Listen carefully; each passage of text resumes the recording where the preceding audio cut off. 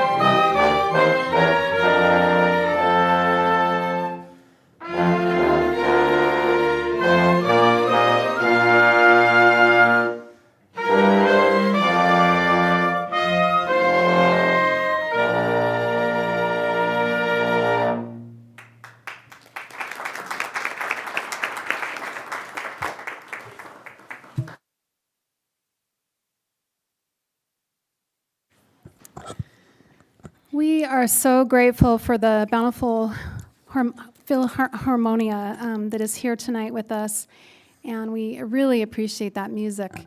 We will introduce a little bit more about them in a minute, but we are really excited to have our new council members sworn in tonight. And so we will begin with asking our new and re-elected council members, Kate Bradshaw, Richard Higginson, and Matt Murray, to come to the front to be sworn in by our city recorder, Shauna Andrus.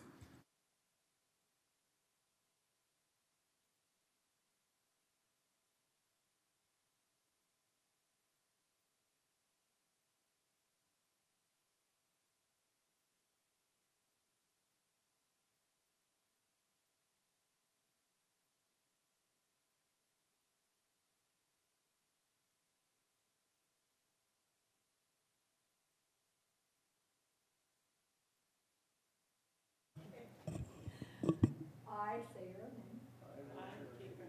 Do solemnly swear. That I will support, obey, and defend. The Constitution of the United States. And the Constitution of the State of Utah. That I will discharge the duties of my office. With fidelity. Congratulations.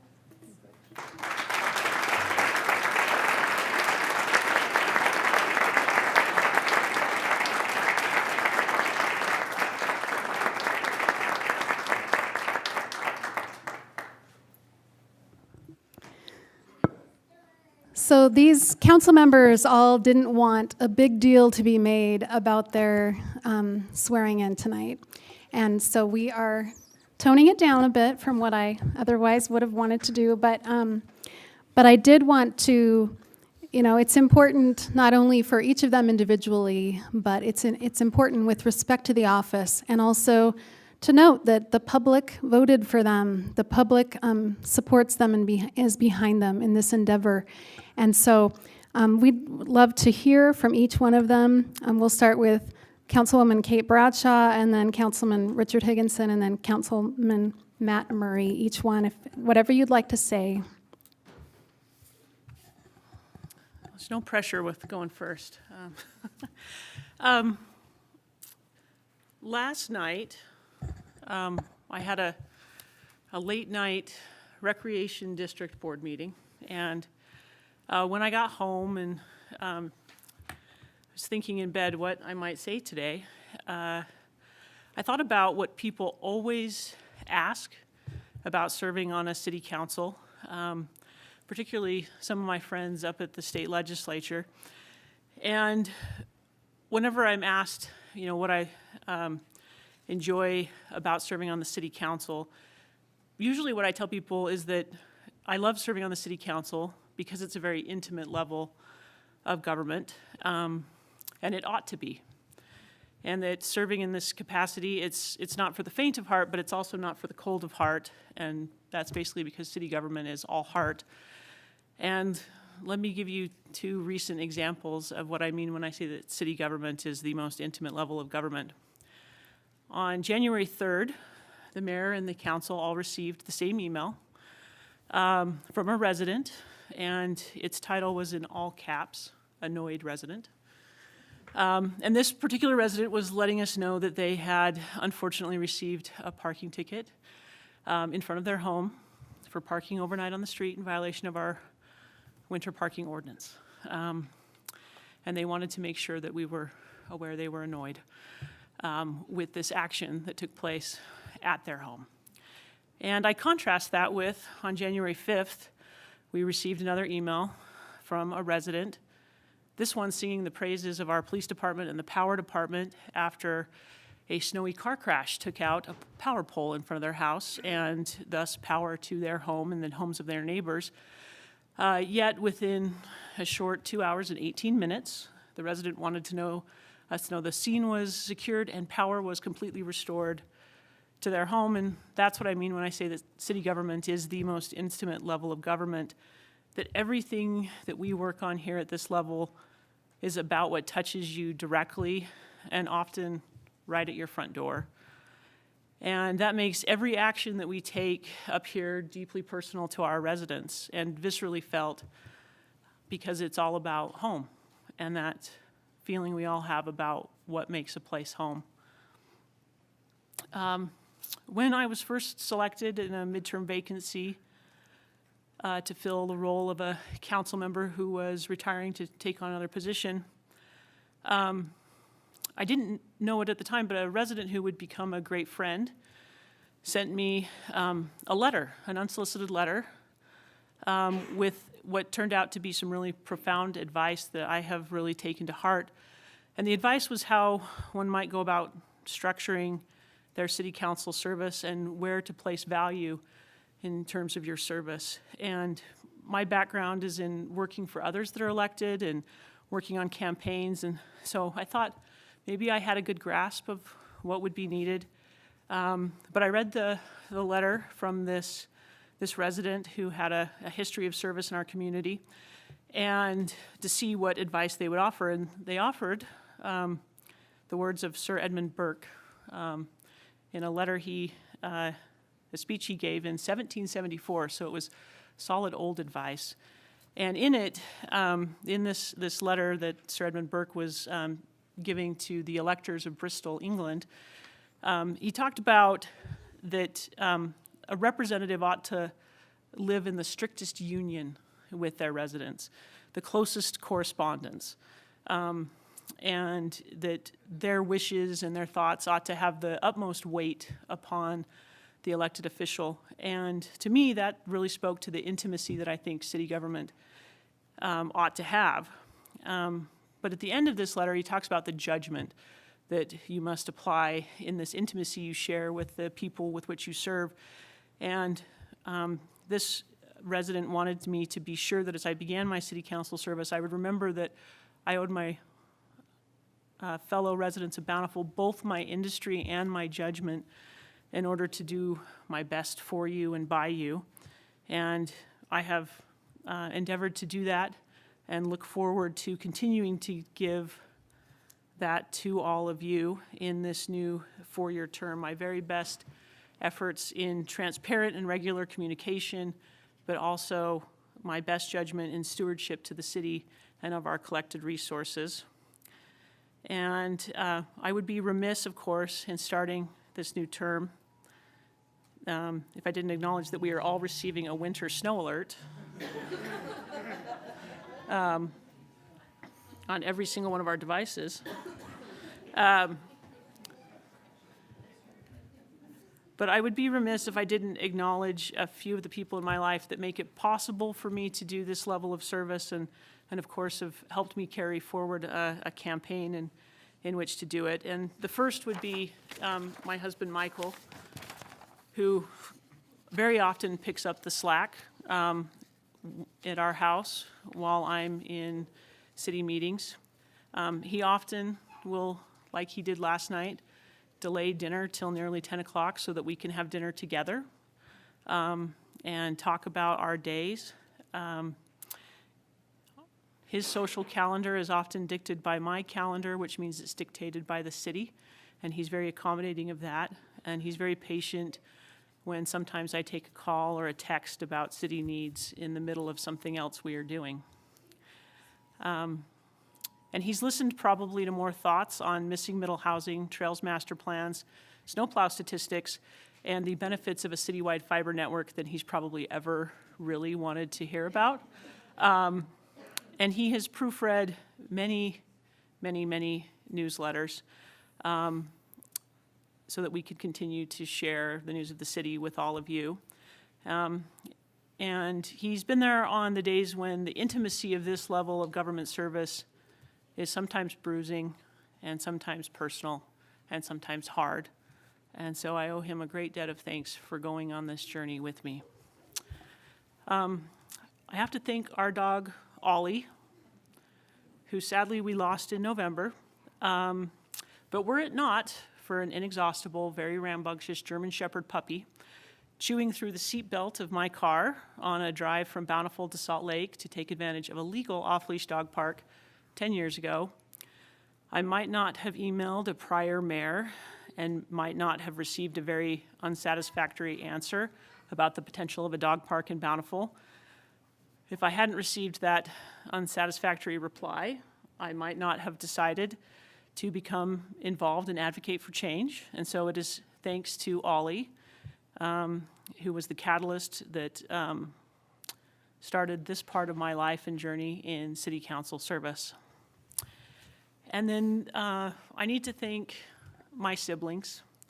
My brothers, Mark, Scott, and Ike, are all here, and my sister Jenny, and my sister-in-laws Katie, Marie, Maggie, and brother-in-law James, and my nieces and nephews, who from the oldest to even the 2 3-year-olds helped walk and knock and hand out flyers. It was my pleasure to ensure that the youngest helped consume any leftover popsicles on the porch and donuts in the driveway as part of this campaign. I very much enjoyed with my oldest nephew walking the neighborhoods of the city and explaining to him what city government does and why it matters and the little projects that we had worked on and could pass as we were walking throughout the city, up and down the hills. It's always best to walk Bountiful, by the way, north to south and not east to west. We have a lot of hills, we have a lot of stairs. We've had a challenging time as a family the last couple years, and the bond of my siblings and the feeling we have from growing up here together in Bountiful has always been critically important to me, and never more so than the last few years when our sibling code has been incredibly important to me. I want to thank just all the friends and the supporters who made a campaign effort possible. I deeply believe in teams. You've been part of my team. I'm happy to be part of your team. And to my colleagues and to the city staff, I look forward to being a continued part of Team Bountiful and looking forward to the work we're going to accomplish over the next 4 years. Thanks.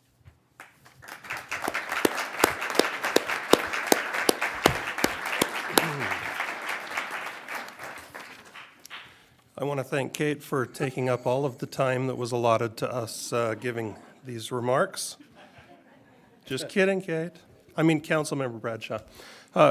Probably the best thing I ever did was vote to appoint Kate Bradshaw to the City Council. So I appreciate the years of service that she has given and my interaction with her and the rest of the members of this outstanding City Council. Grateful as well for the city staff, who I think is second to none in our state.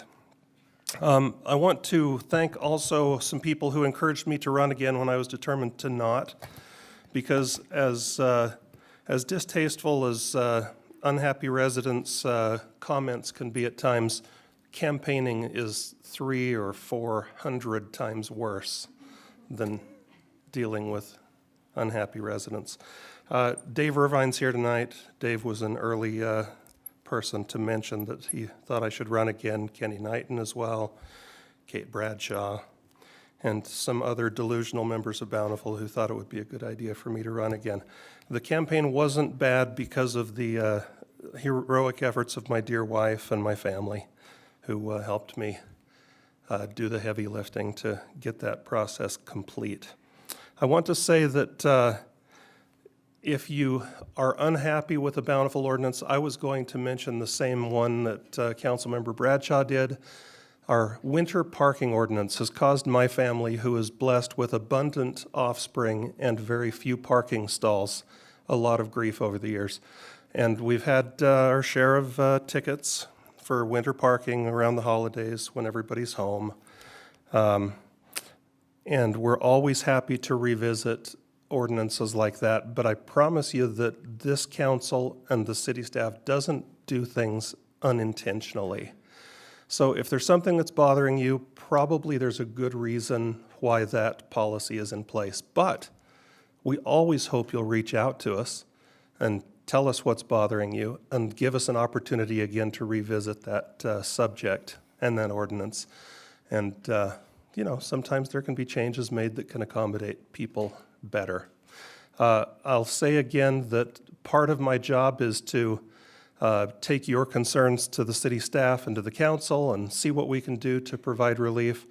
And part of my job is to inform you that we've thought about it and we've made our best decision, and you're just going to have to deal with it.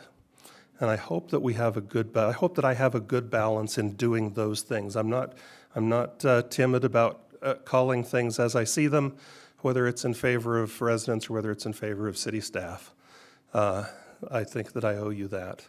I appreciate the votes that gave me 4 more years to serve you. It really is a privilege to sit up here and to have good people come before us, although too few people too often. We'd love to see more people come and participate. But it's really a privilege for me. I'm just an average guy, and you've given me a great stint here on the council, and I hope that by the time my time is done, I have not let you down. Thanks again to all of those who I work with up here. These are great people, and they do have your best interests at heart, and they're looking out for you. And thanks again for the votes to put me here for 4 more years.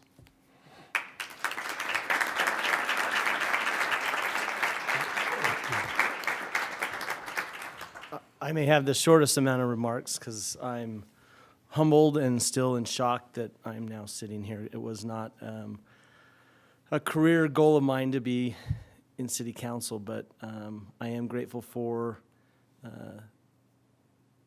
past mayors and previous city council members that saw something in me and started pinching me to consider this as a possibility, and grateful for Creekside Park, which also motivated me to get more involved with city matters and to see that you can actually have an influence of change for the good.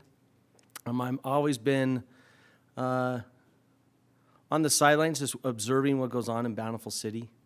A little bit about me, for those that don't know, I live in the house my dad and my uncle grew up in. The Murray home's been in Bountiful since the 50s. And really grateful for their efforts growing up in Bountiful to establishing a reputation that, I'd always heard that the name matters, but I didn't really understand what that meant until this campaign, and had some really special interactions with people that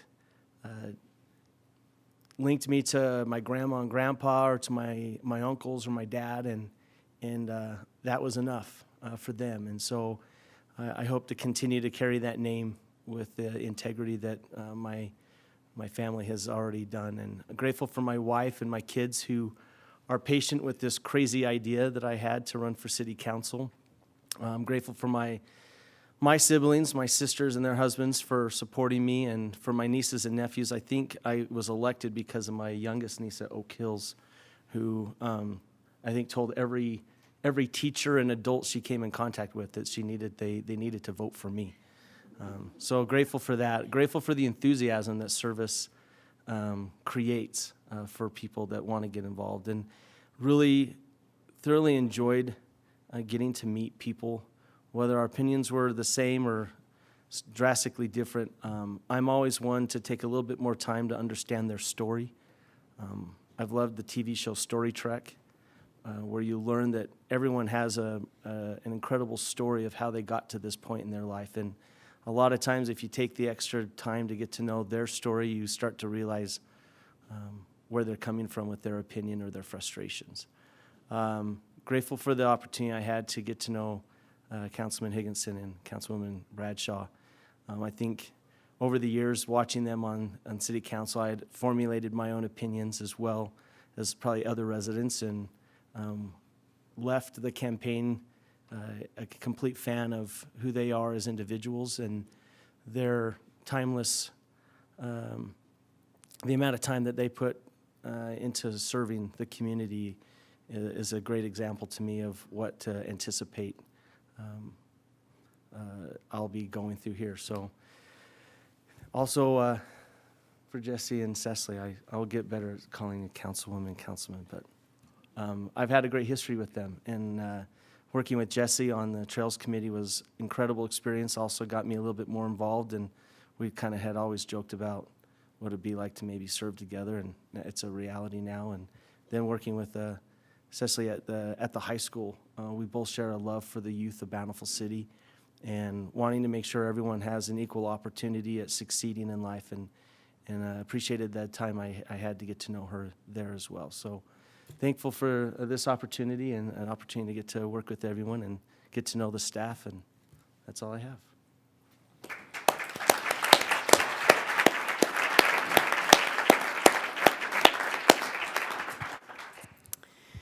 Thank you. It's an exciting day. Glad it's official. And respect to everyone who threw their hat in the ring, and now it's official. So we're glad. I just want to take a moment to introduce these musicians.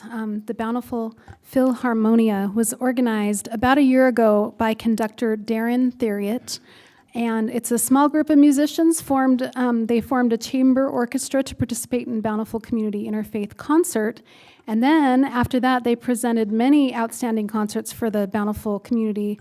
And they have enlisted the talents of over 75 accomplished musicians from this area, and they plan to continue to enrich South Davis area communities through concert performances, chamber music, recitals, educational outreach, and community support to further the arts in Davis County and beyond. So as I mentioned, the conductor is Darren Theriot. The violins are Heather Severson, Emily Miner, Monica Theriot, John Margetts, viola, Emily Rice, Molly Mortensen, cello, Michelle Loy, Stephen Farr, bass, Holly Hyde, flute, Amy Leninger, clarinet, Shalon Howell, trumpet, Cale Rodabaugh, and trombone, my husband, James Harris. Very proud of him. The website is bountifulphilharmonia.org. So we're very thankful for them coming tonight. Don't they sound amazing?